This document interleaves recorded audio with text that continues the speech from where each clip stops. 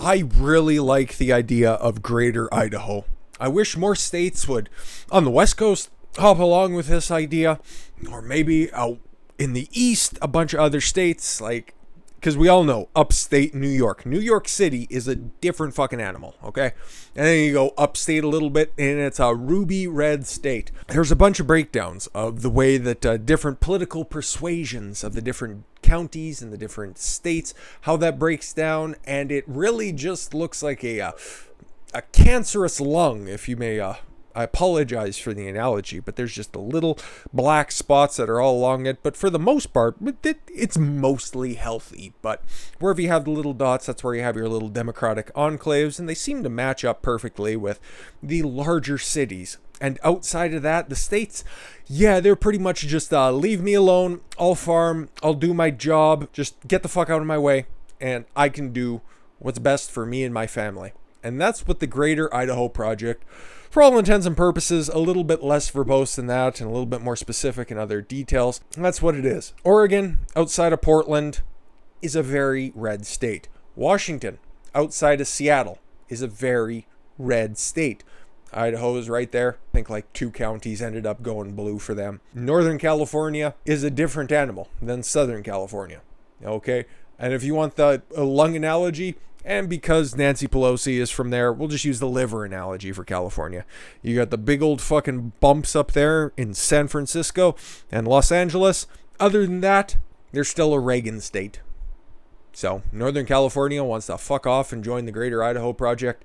And it looks like it's going to be moving forward. I would love to see another collection of states do this. Or Arizona to find a way to hop on to Greater Utah. Something like that. Okay? Because outside of Maricopa County, which we're still waiting back for the fucking receipts to be double checked, is a very red state. It's just the tyranny of these cities, and because the idea of a statewide electoral college isn't on the horizon, fuck it. Let these counties just hop off, create a different state, and Idaho just becomes a bigger, more important place. And Oregon and Washington just fade into obscurity. Oregon counties vote to secede into Idaho. I was going to say Ohio or Iowa. Those are on the other side of the country. Idaho. Great potatoes. Great potatoes. Hot women. Boise. In a long shot bid, 5 counties approved measures telling officials to take steps to change the border. Just build a wall around Portland and Seattle.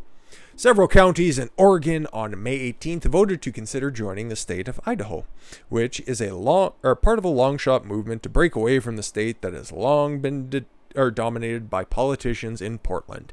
Voters in Malheur, Sherman, Grant, Baker, and Lake County, my God, a little bit more creative, approved various measures that require county officials to take steps to look into moving the Idaho border west to incorporate the county's grassroots group. Move Oregon's borders for a Greater Idaho is aiming to have the eastern counties, most of which are rural, join Idaho because they believe it would be better off with Idaho's more conservative political leadership. And this isn't just one of these Johnny-come-lately county flips. This is just how they've been voting for an incredibly long time. You take a look through the data. This isn't just a knee-jerk reaction to what happened in 2016 and 2020. No, this is a long time coming. So this has been thought out, okay? This election proves that rural Oregon wants out of Oregon. Lead petitioner Mike McCaster said in a statement to local media outlets on May 18th. If Oregon really believes in liberal values such as self-determination, the legislature won't hold our counties captive against our will. If we're allowed to vote for which government officials we want, we should be allowed to vote for which government we want as well. Great statement. I hope it is successful because, like I said, this is a very important step in the self-determination. Like Mike outlines, okay? A government is supposed to be representative of its people, and a vast majority of the people are getting overshadowed by 1 or 2 cities. That's not fair. That's not right. Now, if we could work on that statewide electoral college, That'd be a little bit better, then we wouldn't have to start buying new maps and shit. But again, they join on with Jefferson and Union counties already approved the measure last year to promote a move to Idaho, move Oregon's borders for Greater Idaho. Petitioners also want to absorb more counties from Northern California, which is also mostly rural.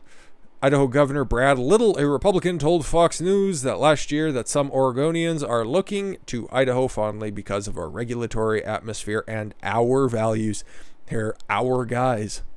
The bid, however, appears to be a long shot as it require a formal vote in the Democratic-controlled Oregon legislature. If it goes through, Oregon and Idaho would have to come up with a deal, which would then be ratified by U.S. Congress. So it's a very long, very convoluted process, but it's necessary to at least put it out there. Okay, this is something voted on by the people, and it's supposed to be for the people. Okay, it's like the Oedipal mother that doesn't want the kid to go to college, but at the same time they were accepted in a city across the country, but that bitch wants her kid to be still taking the classes at home. Just doesn't jive anymore. Counties have all grown up. You shouldn't have left your husband and imported a bunch of cats, because at the end of the day, cities are just going to be burnt and smell like piss. But it's interesting, right? Because whenever you hear the name or the state California, you always think that it's just a liberal hug box, and it's going to be like that until the end of the time, until you see that they want to hop on with this Greater Idaho project. And California is actually home to some pretty based people, just like this man right here, who is investing in Rumble, who I have a nice presence on. I like Rumble. It's the second longest platform I've been on, and people over there have been treating me very well. I think still my largest video to date is over there. It's been played a monumental amount of time considering the size of my channel. Okay? There keeps being... let's try to make that grammatically correct.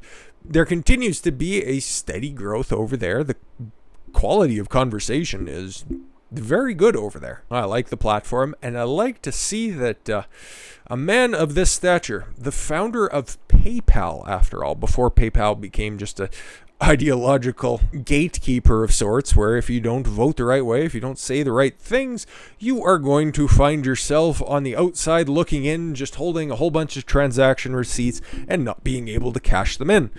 Who else have fallen out of that PayPal tree? Well, a small man named Elon Musk, who's... I'm going to have to dig into that situation because he's pissing off a lot of people, but it's also a very complicated situation, one I don't have enough information to really make an informed opinion on, so I'm aware of the situation and just don't really want to make a video on it right now because I'm just lacking any information on it right now. But Peter Thiel and JD Vance. JD Vance is running for Senate in Ohio. Okay, he's going to be filling that seat that's going to be vacated, thankfully, by Richard Burr. And he's looking to be the front runner in the primary. So that's good because he seems like a pretty based guy based on all of the interviews that I've seen of him. And yeah, this is good. This is good because we're going to be needing alternatives because as much as the shortcomings of big tech have been pointed out, what has really been done with them? Not a whole lot. They've just been allowed to just do whatever they want without consequences. Nobody's holding them accountable, so you're going to have to start building up other alternatives. And when you have somebody this smart, this well-connected, and this financially influential, it's a good thing. It's a very good thing. Planeteer founder and Silicon Valley conservative Peter Thiel. He's gay, you know, but he's also incredibly intelligent. And the only reason that's important, the whole gay thing, is because he was the guy who also famously bankrolled the bankruptcy of Gawker via Hulk Hogan's lawsuit. Entirely a weird situation, but he did the world a favor by getting rid of Gawker because they outed him before he wanted to be outed. Weird situation from many a years back. Christ, that's probably creeping up on a decade at this point. But anyways, yeah, with Senate candidate JD Vance are leading an investment in Rumble, a popular hosting platform competitive with YouTube that is popular with prominent conservatives. Yeah, that's the only thing, because I'm also over on Odyssey, another platform that I like a lot, and once again, it's following the exact same path. I really wish I would have started over there earlier, but no use crying over spilt milk, I suppose. There just needs to be alternatives. I would love to see them both just kind of link up and take on YouTube, but Rumble is very heavy on the opinion political content. That's why I'd like to start branching off and start doing more different topics, doing various other topics like entertainment and sports and all that type of stuff. Hence why this is just kind of a scatter shot of a final video, but it makes sense. It makes sense because I like Rumble, I like what they're doing, and seeing something like this is nothing but a win as far as I'm concerned. According to Rumble CEO Chris Pavlovsky, who also seems like a really great guy. One of the few people that I'd actually trust who are out there in Toronto. Part of the funding will be invested in cloud infrastructure. Great. This will allow Rumble to compete with and avoid dependence on traditional cloud hosting providers like AWS, the demonizers themselves, Amazon Web Services. The decision of AWS to blacklist Parler earlier this year, okay, if we can go off on a tangent for them for a second. They went down about a week or two ago. I think it was like a week ago for like 3 fucking days when they said, we'll be right back in about an hour or so's time. And since they came back, it made it a fucking nightmare to log into. And there is nobody doing anything over there. I fucking loved Parler, and I don't know what the fuck it is right now. It's in shambles. I want some social media platform that actually, does something good, that has traction, that has a viable user base, because fuck's sakes, I've been posting on Gab for a long time and just nothing's going on over there. I hear people say, oh yeah, Gab's doing good, but I don't see anybody fucking posting anything. Just a fucking trash site run by a lunatic. And then Parler getting nuked into the ground. Like, what the fuck? Man, I'm not going back to Twitter until they get beat down by those child porn lawsuits. So why would I allow someplace to benefit off my hard work because they're just fucking Jeffrey Epstein cosplayers? Anyways, let's finish this one. The investment in Rumble is led by Narya, a Cincinnati-based venture capital firm co-founded by JD Vance and Colin Spawn? Sure. According to the Wall Street Journal, the investment values the company at $500 million. Narya is joined by investment by Peter Thiel, the entrepreneur and venture capitalist who has a long and storied track record of investing in frontier technology companies including PayPal, Facebook, Planeteer Technologies, Compass Pathways, and many other ventures. And he's also the author of an incredibly good book, 0 to 1. Is that what it is? I'm just going to look over at my bookshelf. Yes, 0 to 1. Incredibly useful business book. It's a very short read. You can probably get through it in like an afternoon if you wanted to. Can't recommend it enough. One of the best business books I have over there on my shelf. And this also kind of tumbles into the final story because Rumble is going to be receiving a very large influx of users here because Steven Crowder's up to more stuff. What's more importantly, what is happening to his channel? Okay, received his second strike for, I forget what it was. I watched the video, which was very non-descriptive, and I wasn't really going to talk about this, but hey, the story came up today, so might as well inform the people because he didn't really say a whole lot, but, oh right, it was bullying because he, like many other people, reported on the Micaiah Bryant, the fat bitch who was going to stab Pinky there. Okay, he got flagged for bullying and harassment for some fucking reason, and is off YouTube for 2 weeks, and I think that's going to be up, towards the end of next week. So he announced that he's going to be suing YouTube without filing a suit or anything. Just, we're going to be suing. Once again, it's just like the Facebook lawsuit. We're going to be suing Facebook about 3 months ago at this point. Okay, we'll file a lawsuit. Well, it's difficult because there's maybe an arbitration case. It's like, okay, well, stop announcing this shit. Stop making a fucking big old song and dance. Just do your goddamn show. But another thing that is important is he's setting up a presence over on Rumble, and that is finally going to add some legitimacy because as he could probably make it out in the previous article here, there's a lot of big players over there on Rumble. Like Dinesh D'Souza, Dan Bongino, Charlie Kirk, Michael Knowles, Devin Nunes, the Hodge twins. Ron DeSantis is over there. Does anybody have the same name recognition as Steven Crowder, Louder with Crowder? No. So I love it because these platforms need the big names to come over there, to take at least a portion of their audience to come over there and realize how good of a platform it is. Now, I would love to see more gaming and sports channels, media coverage channels over there to diversify the content, because it is, like I said, a little bit of a conservative hug box. Nothing wrong with that. It just could use a whole bunch of other stuff, because that's what made YouTube successful.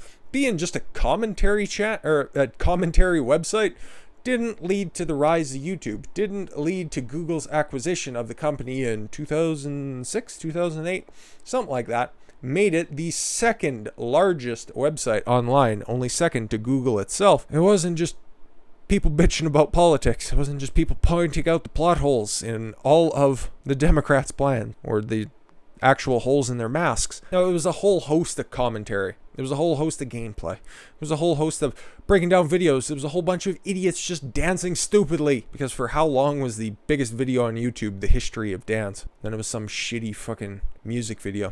I don't remember. Been around for a while. It's important that presence, big people, big channels come over and expand on other platforms. Platforms that are going to be propped up by intelligent, rich, successful people. But let's cover this. I'm officially suing YouTube. Once again, fucking make some actual moves, and then we'll have something to report on. Because a lot of people were making videos on this, but I watched a 20-minute video. Nothing, really. Last week, Louder with Crowder LLC, through the lawyer, gave a legal notice to YouTube of the intent to file a lawsuit and seek an injunction. What is that? That has a lot of legalese in there, but what does it actually mean? They sent a letter of intent to rethink your position on things. Otherwise, we're going to have to write up a lawsuit and seek an injunction for you to not terminate the channel. Is it possible? Because they're going to have to wait out both of those strikes in order for them to get reversed off your channel. Because once you get a warning, the warning seems to be sticking there indefinitely. My channel has the warning, so if I get a strike, then I'm just down for 7, 14, or indefinitely. The channel could just vanish in an instant once you get 3 strikes. They can happen sequentially. It was very close where I just about got a second strike, but I've been successful in 2 of my appeals. Crowder, not so much. Not so much the second time. He is looking down the barrel of the gun, and obviously YouTube and Crowder's politics don't really match up a whole hell of a lot. So is it possible that the largest independent conservative, or maybe even the largest independent commentary site, gets nuked? It's possible. It's possible. So it would be nicer if they could do just a little bit better than just a legal notice. Because I like Crowder. I like what he does. I like his research. I like a lot of the people that he's surrounded himself with. Funny people. Poached a funny person. He's also kind of a dick behind the scenes, but he did great work during the election. He did great work pointing out a bunch of stuff that you don't hear on mainstream media. We could go with a list as long as my arm, but I like him. I think he's a good source of information, and he is the guy who could actually do something to hold these big tech firms accountable, because he has the resources, he has the connections to make it happen. Just fucking make it happen. Okay? Get to the bottom of this stuff, file these lawsuits so we have some shit to talk about, and you can finally start holding these fucking people accountable, because no Republican up there outside of like Josh Hawley, maybe he's just doing it to fucking pimp his book that's eventually coming out, but nobody's trying to hold these guys accountable. And yeah, I can't look to the Democrats because they're just like, yes, push our narrative. There's nothing going on over there, okay? Somebody's got to hold them accountable, and it's got to be through the courts at this point, because Congress and the presidency are completely and utterly worthless for the time being, and we're going to have to wait out 4 years, 4 dark years, if somebody doesn't start acting quickly. And this could be the shot across the bow that is necessary. Hopefully it leads to something, because as of right now, we just have kind of, if you guys continue to act bad, we're going to file a lawsuit. So that's as far as we got on that one. It all started with Greater Idaho, because California is a little bit goofy, but at least Peter Thiel is making an effort to develop another platform. So shit like this that's happening against Steven Crowder can't happen to other people, much smaller people on the channel or on the platform any longer. And with that said, I thank you all very much for the gift of your time. I've been Don Consuelo. I want you to follow your gut and get after it. Take care, everyone.